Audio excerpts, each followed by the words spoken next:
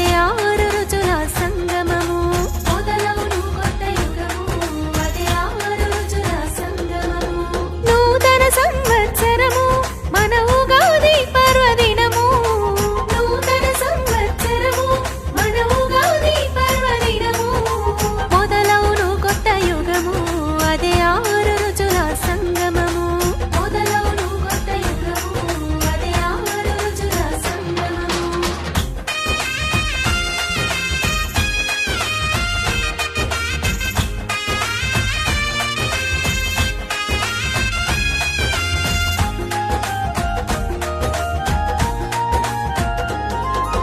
పంచాంగ శ్రవణ ఫలితం సుఖ దుఃఖాలు పంచే సమము.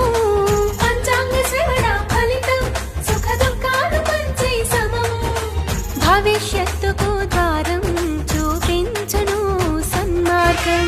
భవిష్యత్తుకు ద్వారం